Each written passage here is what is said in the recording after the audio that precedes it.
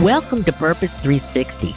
I'm Carol Cohn, and today more than ever before, companies, brands, and their partners need to stand for something beyond the bottom line. I've created this program to provide insights and ideas to share with you so that you can apply them to your work the very next day. The goal here is to up-level your purpose and to benefit companies and society. So please join us.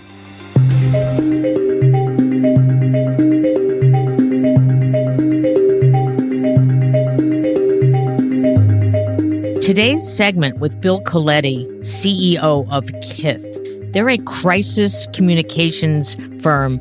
They also help companies with reputation. But we're going to talk about the corona crisis today and what can communicators as well as companies do to be authentic, to be empathetic, to show their values in action during these uncharted waters. Key to the conversation will be some insights that Bill has used prior to the corona pandemic, as well as during. And he talks a lot about the ABCs, always be communicating. And during these times, he's talking about the CEO being front and center, video communications, being as transparent as possible. And we're going to learn more of his tips in this segment. We'll also learn, as Bill is trying to work with clients as well as the entire communications industry, to start considering a framework how to come back. When do you reopen? And there's no easy answers because he talks about there's no one leader. There's no, whether it's the World Health Organization, the CDC, there's no one lifeguard, touting that whistle, the whistle, and saying it's okay to get back on the water. The sharks have gone away. So companies need to create a framework, and he talks about 3 points: the financial point, the social point, and the moral point. So join us. Welcome to the show, Bill Coletti. He's the CEO of Kith. Carol, thanks so much. It's my pleasure to be here, and I look forward to a great conversation. And I met Bill when we were both presenting to the internal communications team. It was a group large. It was about, 80, 100 people at American Express.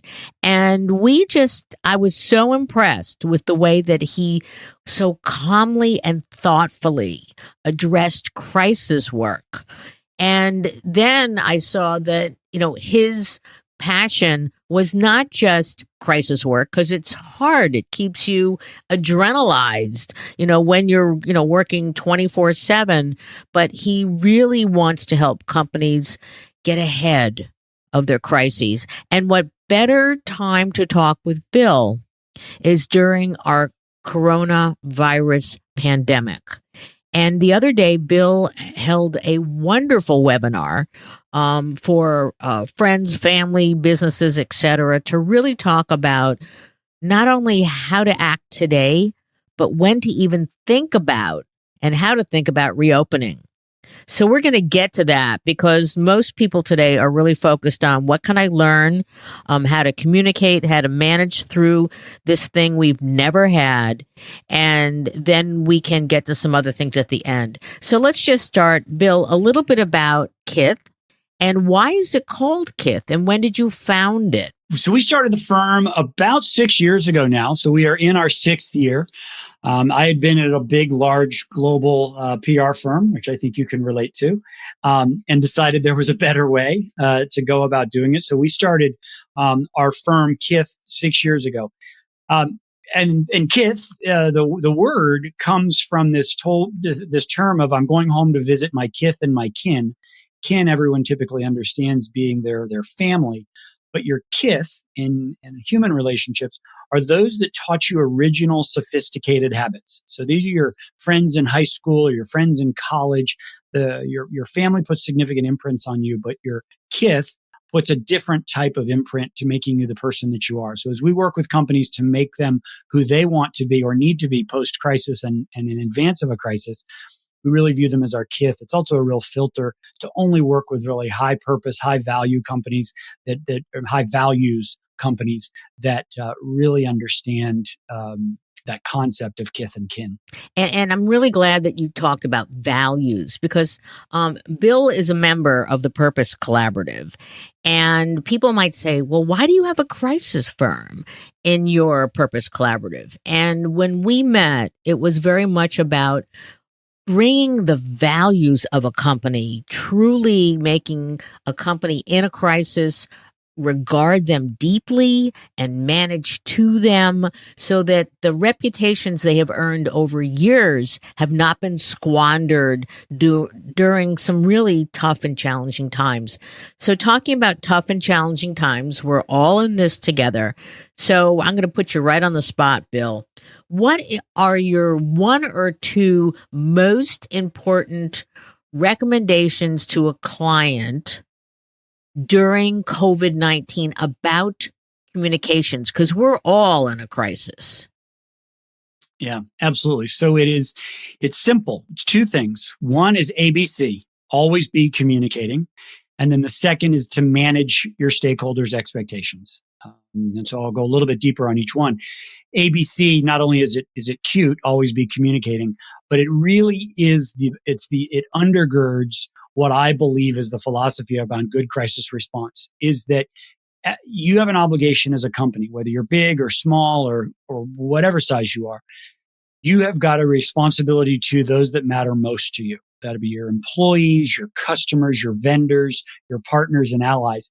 You have to let them know where you are.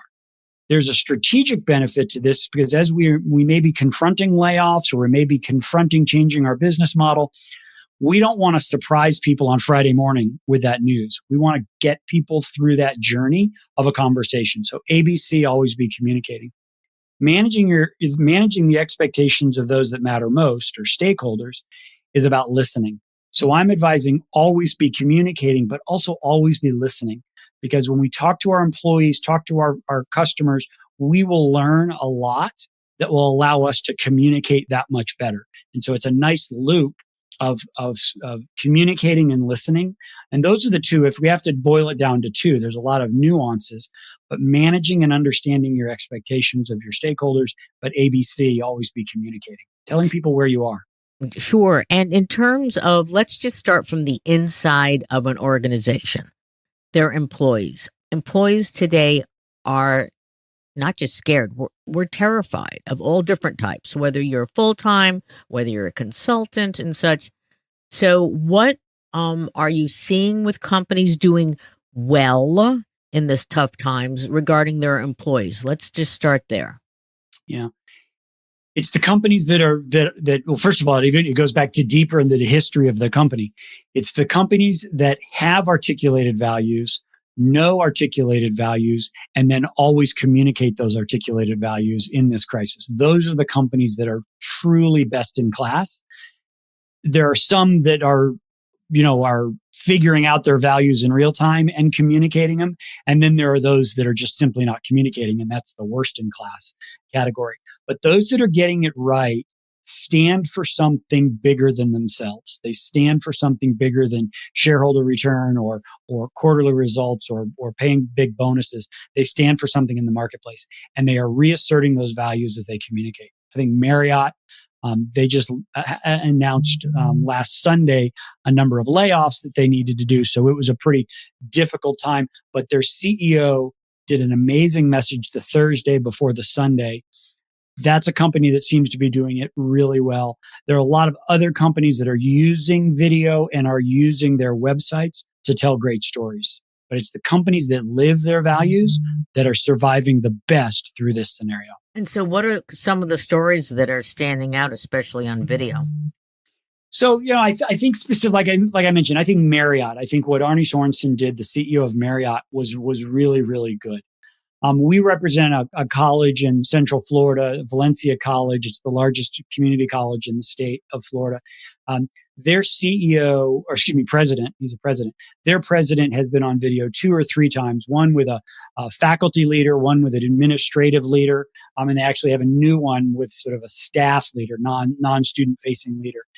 doing quasi town halls. They're taped and they're just with one person. So it's more of a dialogue, answering questions, reasserting three critical points that they want to make about asking for grace, appreciating flexibility, and this sense of understanding, and that it's going to get better as we move forward. So those are two examples that are there. I think I've seen the credit card companies and the financial services companies. There's a company called Mr. Cooper. Mr. Cooper is a mortgage aggregator, I believe you would call them. They have done a really, really nice job of sort of sharing some insight. They haven't used video, but they've been sharing some insight and perspective and offering lots of resources and help. I think helpfulness often gets lost in this scenario of we just need to help people as much as we can.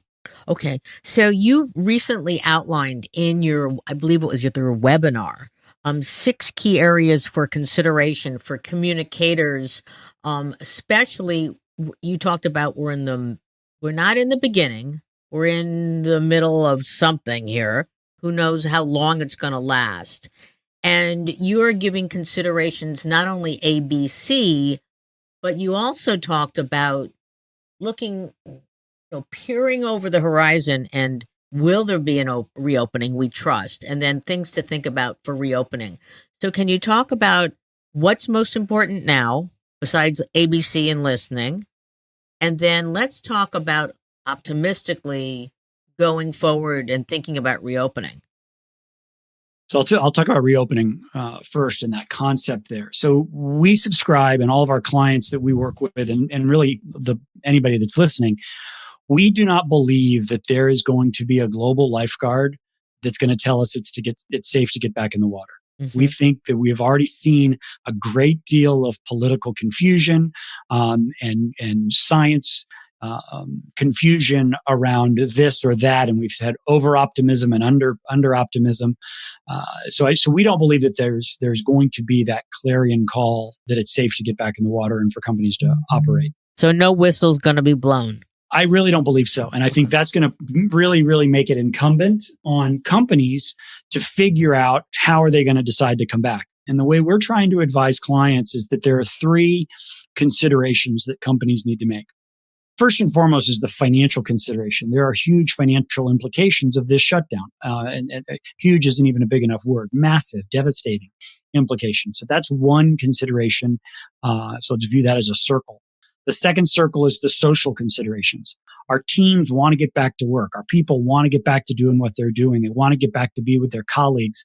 They want to be in a sense of community. We as human animals want to be in community. So there is a social consideration that needs to be made. But then there's also a moral consideration that companies need to think about. And that moral consideration, is it absolutely safe? And that's the challenging part, is absolutely. Is it absolutely safe for our employees and our customers or our students and our faculty, whatever your equation is?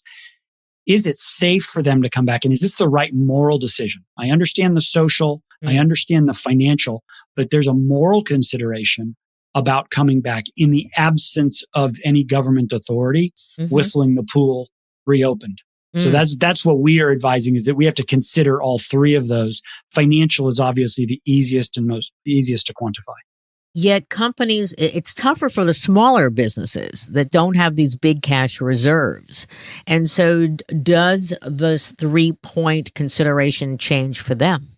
It changes a little bit, but I still believe small companies have financial, social, and moral obligations to those that they represent. And so if I'm a small restaurant and I employ maybe 10 people or even smaller, I have an obligation as an employer to their health and safety, and I also have an obligation to my customers. So the things that we're talking about in that moral consideration is that while I should have 20 tables open at my small business, but I'm really going to only open 10.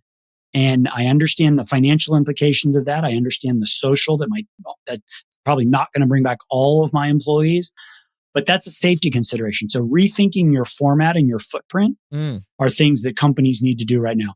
And that's even if you're American Express, a company that we mentioned, or a large bank, they need to rethink the lobby area, what the services that they're providing at their windows, things like that. So I think it is applicable to all. I think those considerations are applicable to all. I think the acute nature of low-flying small business that's closer to the earth than some big business makes financial pressure real. But I don't think it absolves you of the social and moral obligations as well.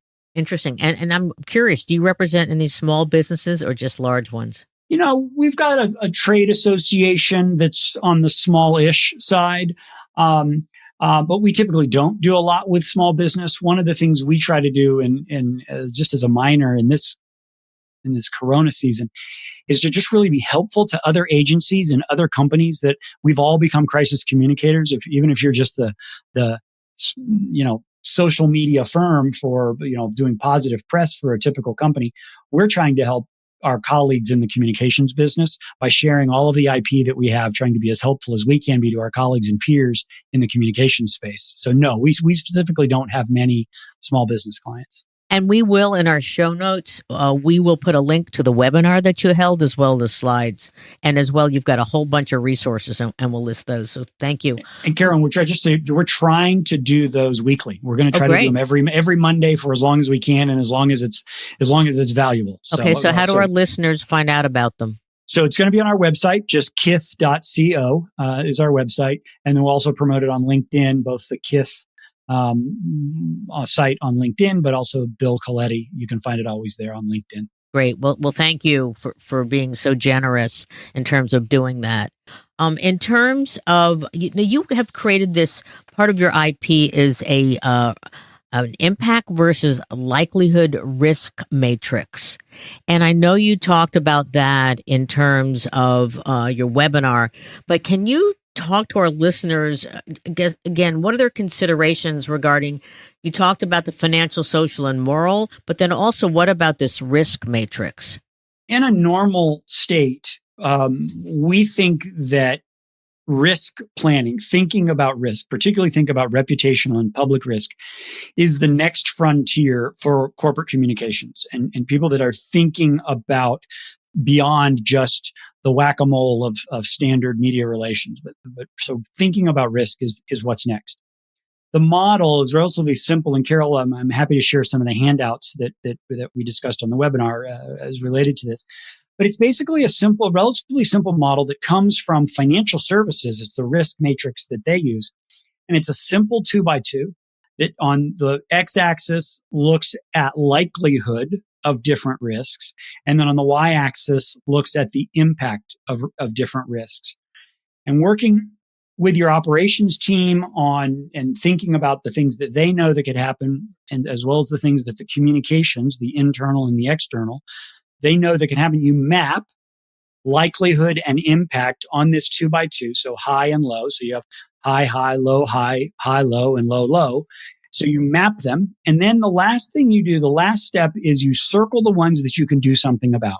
So if you are a big box retailer in South Florida, there is the likelihood, pretty high, of every late summer, fall, of there being a hurricane. The impact of that is also relatively well known and understood. But the ability to do something about it is nil. There's nothing you can do about it. You can prepare and plan better, but you can't do anything about it. So that's it really forces your thinking of what can I manage, what truly are our high impact and high likelihood scenarios. We find too many companies are spending in a normal state. This is out of a Corona environment on an active shooter. They're concerned about somebody with a gun, and you and I both have an affinity for Florida, and what we saw at Parkland was a horrific tragedy. With the appropriate magnetometers and police officers on duty, that conceivably could stop. But for a school district and a company that's afraid of that, there's not a lot that they can do to manage after the fact of that situation. Law enforcement typically takes over in that scenario. So while the likelihood may be low in that scenario, the impact is high. There's not a lot you can do about it. So it really forces strategic and critical thinking to not waste time on risks that are truly not reputational impacting.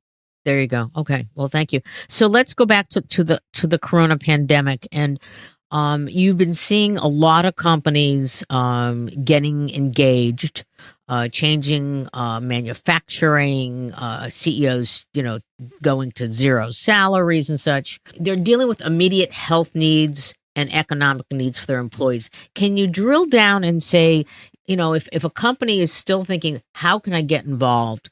What's your advice in terms of what are the most pressing social challenges? What are the things they can do tomorrow?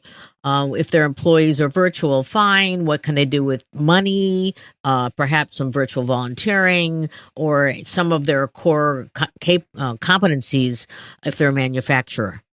Yeah. So I have two that immediately come to mind, and the clients that we're working with are trying to solve with all those constraints you just mentioned, are trying to solve these issues. One is that logistical control, whether crowd control or traffic control, but logistical control at hospitals is an acute need right now. So that is simply traffic cops waving signs, stop and go for these drive-in testing facilities, as well as just the sheer volume of cars and logistics going on at hospitals. We've got a company that is a large hospitality multiple hospitality venues, and they have their own security force. There you Those go. venues are all shut down. Yep. They're not operating. And so they have tried to offer those resources simply to be a sign waiver. It's not a sophisticated job, but simply to be a sign waiver and help manage traffic at some urban hospitals that are a challenge. The second area that we see real acute need from the clients and just observation is childcare for first responders, nurses, and doctors, healthcare workers, and first responders. They have to go to work to respond to this crisis. And one of the great limitations they have is the ability to take care of their children, because they typically build their schedule around the school day, and now there's no school. So it creates a real bind on the ability for them to perform their job. A lot of people are thinking about it. Some people are trying to create sort of creative video daycare scenarios where you just have one person with the kids, but you use different video for teaching. And so there's lots of creative ideas that's not our lane. That's not where we spend time. But I really believe that in crisis, you need to find purpose. And so those are just two examples that pop into my head. There's a lot more. You mentioned manufacturing, but there are more ideas that are out there as well. Yeah, I thought that Joann Fabrics, they came up with, kits that you can order online to make masks, which I just thought was, it's in their wheelhouse. It's something they can do. They can connect with their customers. I just thought that was a pointed, needed, and a really smart response. Any company should have a team in this space that is really just this innovation think tank. And we've all sort of aspired, we all wanted to have an innovation think tank, but now there's a critical need. So what are we awesome at? What are we the best that we do? Joann, we are best at teaching people how to be crafty and providing them the tools to do it. So how can we solve this problem? And every company should be able to innovate and find an area that they're really, really good at.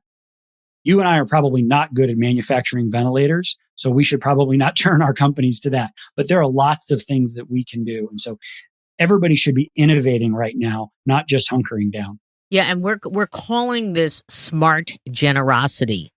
And Joann Fabrics, that's an example of that. The company that is shut down and provides security forces, to be sign waivers or to manage traffic.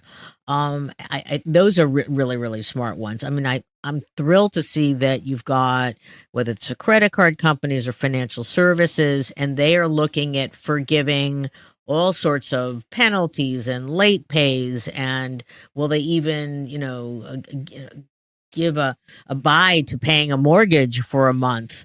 I've also seen that there's a movement now to give renters relief. There's certainly in the CARES Act, I think that there's also an opportunity for independent contractors. And so the all in this together, it's horrible to go through, but perhaps we will be better, more empathetic, more creative, more intuitive, coming out the backside of this.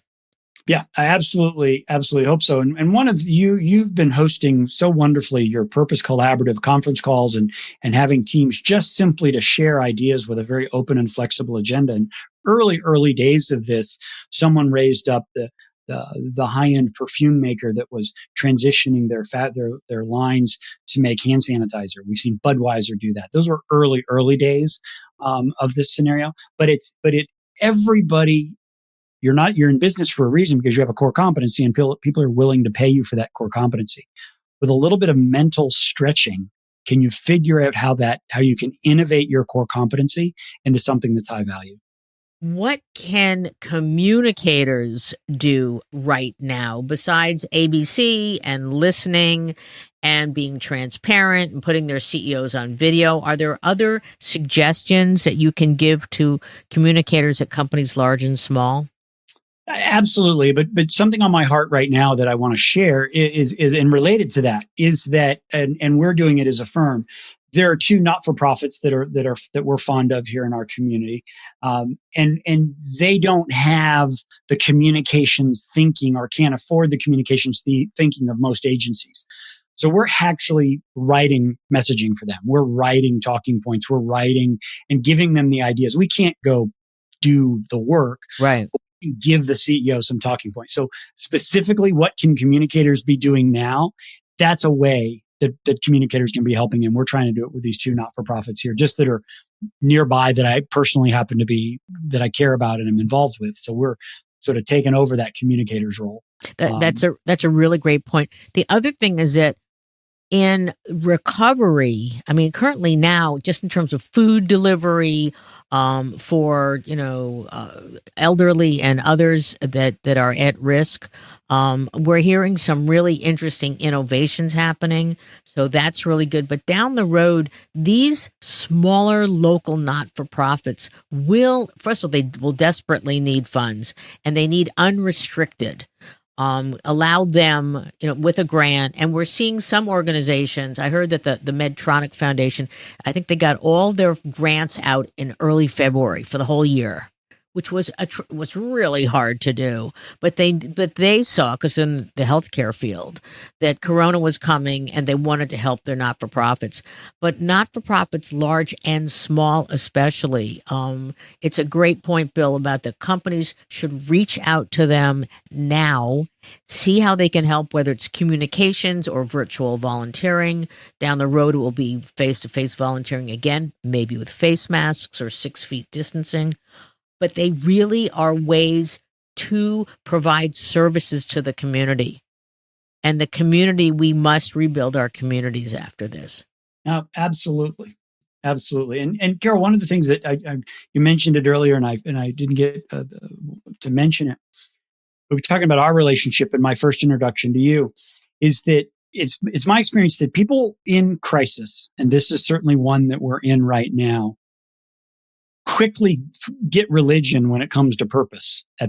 In the crisis and at the conclusion of the crisis, they're like, wow, we were really blindsided by this crisis, and we were blindsided by the public scorn that hit our company when we had this problem. And they then come to purpose and thinking about what can we do to make life better. This is a situation where we all find ourselves generally in a very similar crisis. And if that's the moment that you get religion around being a part of something larger than just your company, that's a good byproduct of this. That's an excellent outcome for people to understand the responsibilities that companies have bigger than that. And my thinking on that, originally just crisis communicator, get people out of the newspaper and let's move on. You've sort of encouraged the thinking into, but there's a whole nother chapter. There's a whole second book about what companies can do in a resiliency phase and a post-crisis phase. Yeah. That's really very, very, it's been galvanizing and valuable to me. And it just again was on my mind. I want to say thank you because you've sort of helped shape my thinking of that we're not just, war fighters. We can also be growth healers at the same time. Well, I think towards the growth healer, I heard a major research firm say when they were asked about, what are the new trends going forward, and their comment was that those trends that had velocity prior to COVID-19 will be supercharged post. I just hope, since I've been working the purpose field for so many decades, that companies, to your point, will see that, albeit the pain, the suffering, and such, but just getting out of their day-to-day, got to make the money, and making that appropriate connection to their competencies, their manufacturing, their innovation, their employees, their hands, their heads, and their hearts, that they will continue this in some way going forward. And in the early months and probably the next year or so, I don't think it's going to be a lot of large money funded programs, except for the big organizations. But I do think that there's a lot of pro bono, to your point, that can be done. And hopefully you're going to see these amazing partnerships formed for life going forward. So that's a wish, as the saying goes, never just waste a crisis. Oh my God, this is not just a crisis. But I think that's one of the things we're hoping for post-corona. Yeah. And I think there's a real possibility because we're seeing it. We're seeing it in action. And I think we've seen it historically. If you just look back over crises that have impacted the United States, go back as far as you want to go, back to, let's just start the civil rights movement in the 50s. Every generation has had this major, whether it be a war or a health issue, whatever these sort of rolling issues, challenges that we've had to address. More people getting involved, more resources being deployed, more creativity being deployed. I'm really optimistic and encouraged about the number of people that their first response is, what's in it for me? But their response is, what can we do together? What's in it for us? I'm excited. Yeah. What's in it for us? Thank you. Yeah. We think there's going to be that. a new definition of responsibility, and it's called shared responsibility. And it's not just writing a check to the United Way. No offense to the United Way, but it's more than just writing a check. But I think it includes our social distancing, our helping our neighbors. I think that there's going to be a whole new reverence for the elderly and their role in society, because this is acutely affecting people that we really love, that hold so much wisdom in our lives. And so I think that they're coming out from the shadows. I hear that Meals on Wheels, they're getting a tremendous amount. They provide meals to shut-ins and seniors. They're getting a huge amount of funding, which is fantastic because they provide such an important service. Going back to reopening, during your webinar, you had a really interesting construct for Major League Baseball. And I thought that by sharing that, you might, again, provide some core insights to our listeners. So I believe it was over the weekend, last weekend, so last week of March, Major League Baseball and the Major League Players, the union, came together and articulated a very basic framework of what it would look like for baseball to resume to normal later this summer. And the framework they articulated was 3 points, not radical ideas, but it was basically, if it's safe for our fans to come to the stadium, if it's safe for us, and there are no travel, if there are no local jurisdictional barriers to people coming to the games, if our teams can travel, and in consultation with health experts, that our players are safe. So it's about fans, it's about travel, and it's about the players themselves. And they articulated this framework as the sort of the minimums that they're going to consider in order to come back. I think as companies are considering to come back, if you're a school or a retail or even a business, an office worker business, is that I think having some semblance of framework like that that's applicable to your company will help you in the absence of no global lifeguard, blowing the whistle saying it's safe to get back in the water. And so what MLB has done is articulated a very simple 1, 2, 3 framework of these are the things that we're going to be looking at. Now, that's not a contract. That's not an obligation. That's a framework. That's what it is. And as we get smarter, they may add a fourth or they may take away one of those 3. But I think companies need to be thinking about not dependent upon the government or others to say, okay, it's safe to open. what's right for us. That's where the financial, social, and moral comes in. What's right for us to get back to business? And one of the things that's most important to me as I share these webinars and do the stuff that we're doing is that we think that communicators, this is such a brilliant, wonderful moment for communicators to shine, to be strategic advisors to the CEOs and the companies that they serve, not just responders, do the press release, do the event, but how can we be strategic? Same as the general counsel, same as the CFO, same as the management consulting. How can we take what we do so well, storytelling, innovation, and purpose? How can we do that in a way that is the same strategic advice as those other disciplines? That's great. And I am a member of Arthur Page, and that is the global organization of chief communications officers at public and private institutions and such, as well as at universities. And so I think that it is, the seat at the table now that purpose is key and just reputation is key. And social issues are key. Employees are key. It is a time, I agree, for them to shine. And if anybody out there is a chief communications officer and wants to join, email me, Carol at carolcohnonpurpose.com, and I will tell you all about the wonderful, wonderful capabilities of Arthur Page. It's just a great, wonderful organization.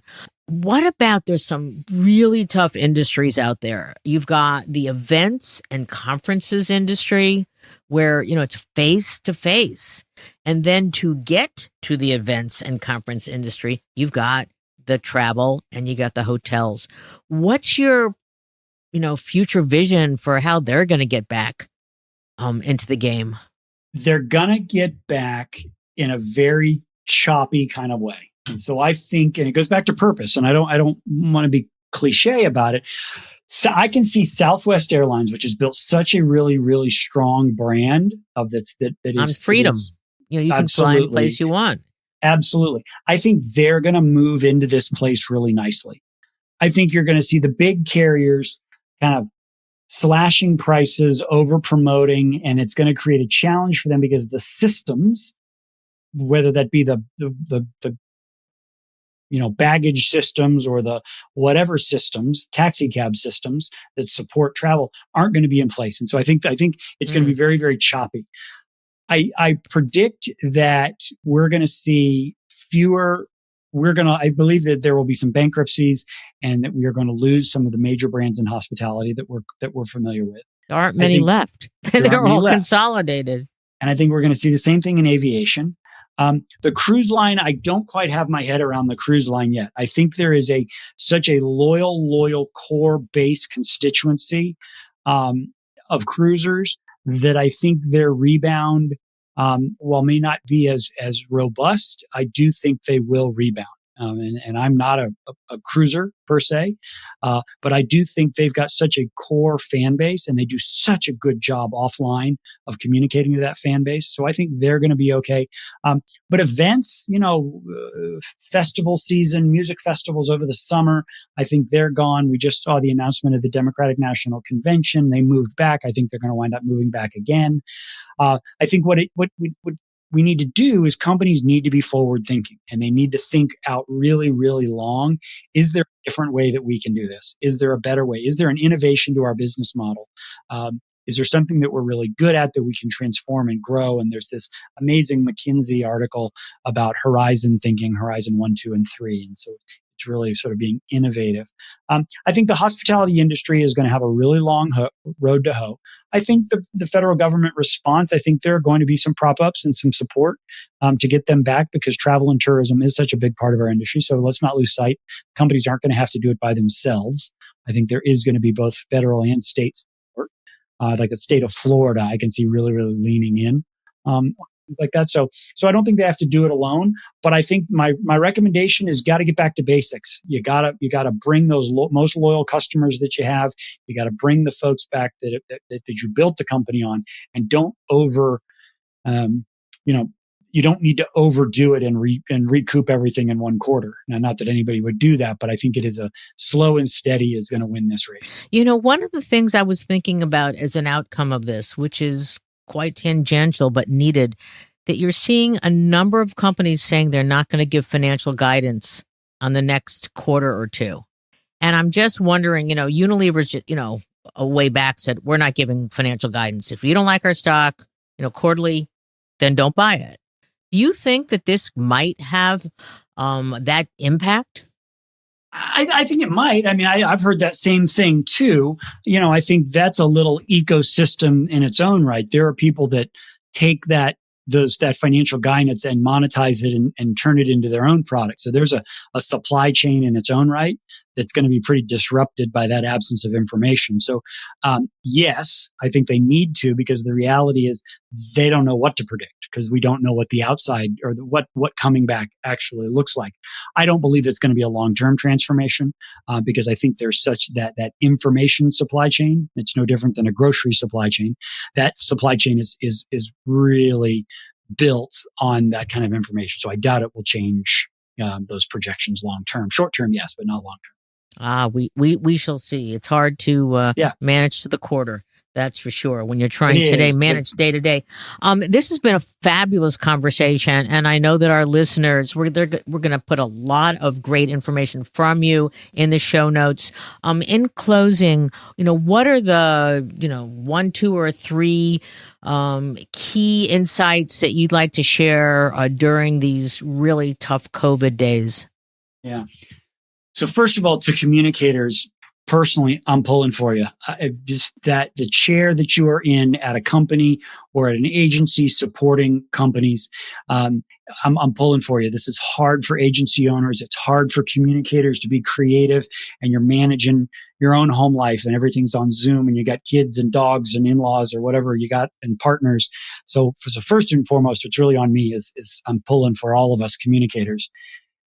Always be communicating. That creates an additional tension. I think that's what we all have to do. And let this be a moment in time to find mission and value. What do we really matter? Because we're getting into the days of scarcity. And what I think scarcity creates is really galvanizing and really clear thinking about what really matters, and use this as an opportunity to articulate when your leadership is making a decision, really use this to help galvanize the things that they're talking about, which almost by definition becomes mission and values. You might have to stretch it a little bit, but use this opportunity. So 3 things I'm really pulling for people. This is such a hard for communicators in particular. Always be communicating and use this as a way to find your values, refine your values. Super.